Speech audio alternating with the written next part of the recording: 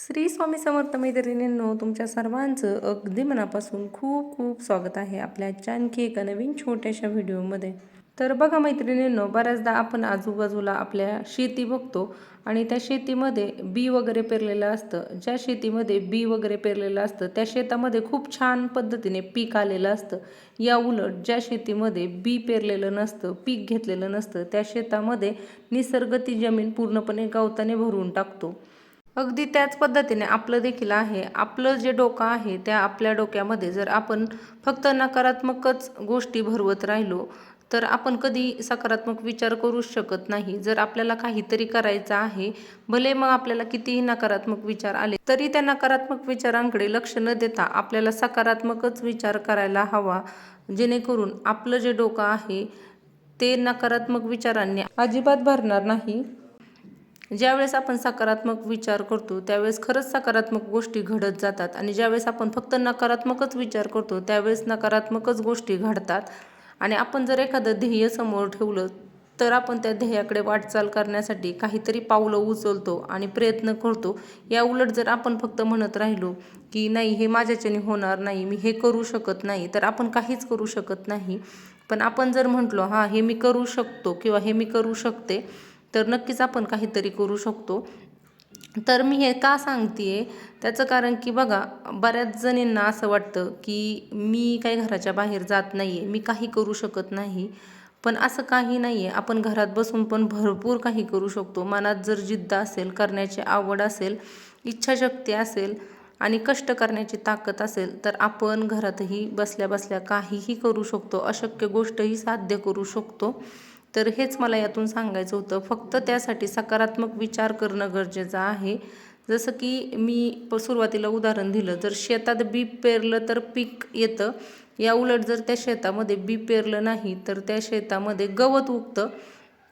त्याच पद्धतीने आपल्या डोक्याचंही आहे. जर आपण आपल्या डोक्यामध्ये जर सकारात्मक विचार भरले तर आपण अशक्य गोष्टी शक्य करून दाखवू शकतो. पण या उलट जर आपण नकारात्मकच विचार करत राहिलो की माझ्याकडे हे साधनं नाही आहेत, माझ्याकडे ह्या वस्तू नाही आहेत किंवा एखादी गोष्ट साध्य करण्यासाठी मला कुणाचा सपोर्ट नाही आहे, तर आपण काहीही करू शकत नाही. पण या उलट जर आपण सकारात्मक विचार केला आणि सकारात्मक विचार करून काहीतरी गोष्टी करण्याचा प्रयत्न केला तर नक्कीच आपण काही ना काही करू शकतो. उदाहरण द्यायचं झालं तर बऱ्याच मैत्रिणींना असं वाटतं की आपल्या घरामध्ये लहान लहान मुलं आहेत, लहान मुलांना बघून आपण काहीच करू शकत नाही. पण असं काही नाही आहे.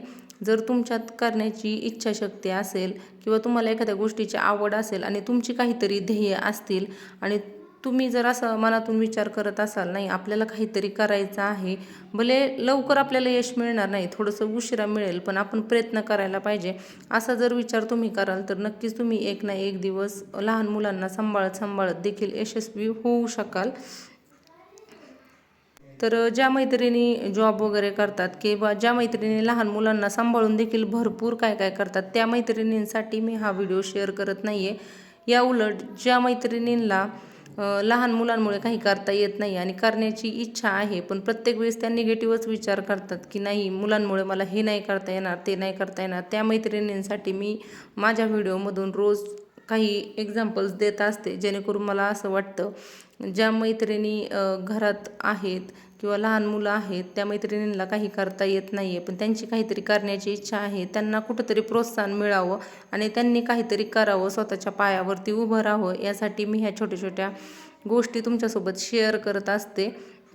बाकी ज्या मैत्रिणी लहान मुलांना बघून भरपूर काय करतायत, लहान मुलांना बघून जॉब करतायत, घरून बिझनेस करतायत, त्यांनी थोडंसं हे इग्नोर करा. पण या उलट मी जसं आधी व्हिडिओमध्ये म्हटलं की ज्या मैत्रिणींना असं वाटतंय की लहान मुलांमुळे मी काहीच करू शकत नाही आहे, तर असं नाही आहे मैत्रिणींनो. लहान मुलं जरी घरात असतील तर आपण भरपूर काही करू शकतो. फक्त आपली कष्ट करण्याची तयारी पाहिजे आणि आपली ध्येय पाहिजेत. आपली ध्येय आपण डोळ्यासमोर ठेवली पाहिजेत आणि हे सगळं जर आपण केलं तर निश्चित आपण एक ना एक दिवस यश हे नक्कीच मिळवू शकतो. तर ह्या सगळ्या गोष्टी मी एवढे कॉन्फिडेंटली सांगते आहे कारण की माझ्या पण घरामध्ये 2 लहान लहान मुलं आहेत आणि त्यांना बघून मी घर बसल्या भरपूर काय काय गोष्टी करत असते.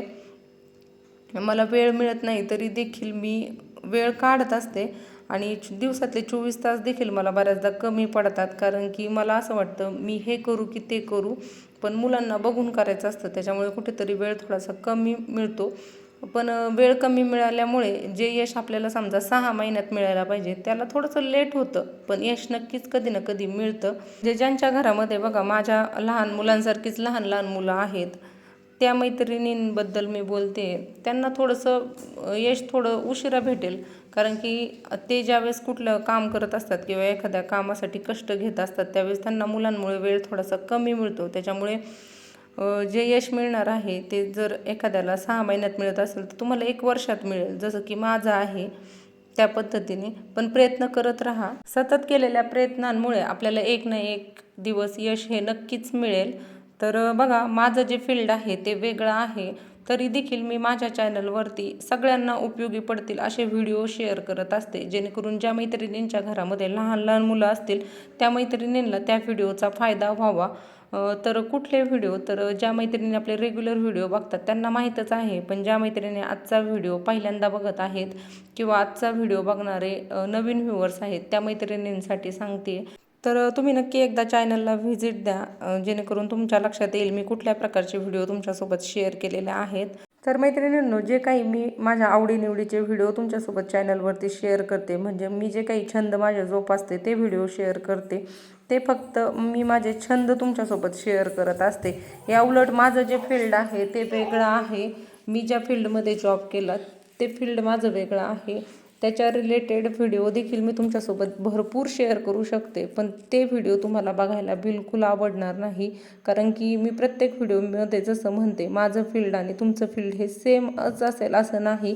त्याच्यामुळे मी माझ्या फील्डशी रिलेटेड व्हिडिओ तुमच्यासोबत शेअर न करता मी माझे जे छंद आहेत, माझ्या ज्या आवडीनिवडी आहेत आणि जे की तुम्हाला आवडेल आणि त्या गोष्टीतून तुम्हालाही काहीतरी फायदा होईल ते व्हिडिओ बघितल्यामुळे, त्यामुळे मी तुमच्यासोबत ते व्हिडिओ शेअर करत असते, ना की माझ्या फील्डशी रिलेटेड व्हिडिओ. भविष्यामध्ये जरी मी माझ्या फील्डमध्ये कितीही काम केलं तरी देखील मी माझ्या चॅनलवरती तुमच्यासोबत जे काही व्हिडिओ शेअर करते डेली जीवनाशी रिलेटेड किंवा नवीन नवीन गोष्टीच्या काही मी तुमच्यासोबत शेअर करते, रांगोळीचे व्हिडिओ म्हणा किंवा अजून वेगवेगळे जे छंद आहेत त्याच्याशी रिलेटेड जे व्हिडिओ शेअर करते, तर ते व्हिडिओ मी शेअर करणं कधीच थांबवणार नाही. असेच नवीन नवीन वेगवेगळे व्हिडिओ मी नक्कीच इथून पुढे देखील तुमच्यासोबत शेअर करेल, नवीन नवीन आयडिया तुमच्यासोबत शेअर करेल, जेणेकरून ज्या मैत्रिणींना खरंच ते व्हिडिओ बघायला आवडतात त्यांच्यासाठी हे व्हिडिओ नक्कीच यूजफुल ठरतील.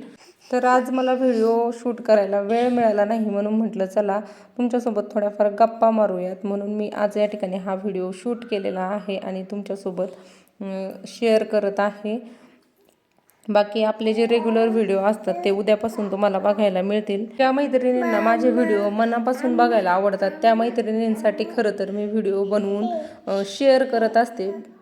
या उलट ज्या मैत्रिणींना आपले व्हिडिओ बघायला आवडत नाही त्यांनी व्हिडिओ थोडेसे इग्नोर करा, पण ज्या मैत्रिणींना खरोखर आपले व्हिडिओ बघायला आवडतात त्यांच्यासाठीच मी व्हिडिओ मुलांना बघून वेळात वेळ काढून शूट करून एडिट करून तुमच्यासोबत शेअर करत असते.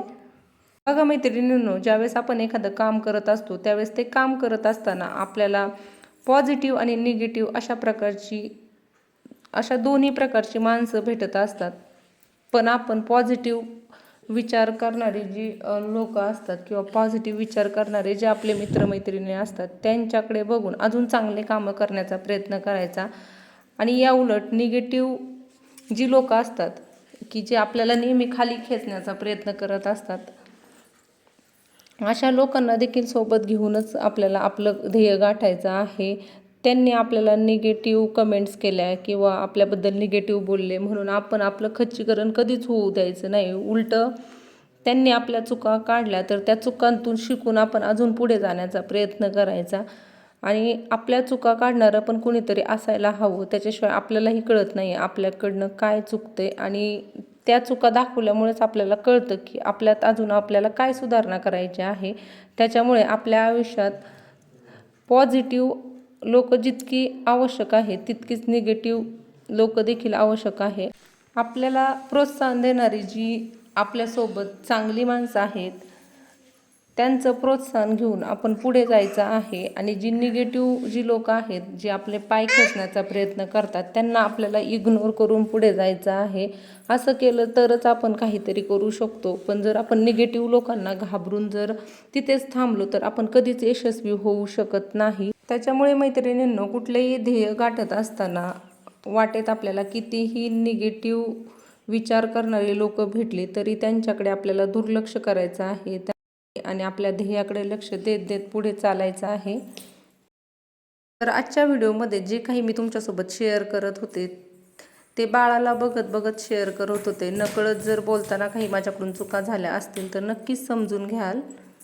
आजचा व्हिडिओ अगदी शेवटपर्यंत बघितल्याबद्दल मनापासून खूप खूप आभारी आहे. भेटू लवकरच उद्याच्या एका नवीन व्हिडिओमध्ये.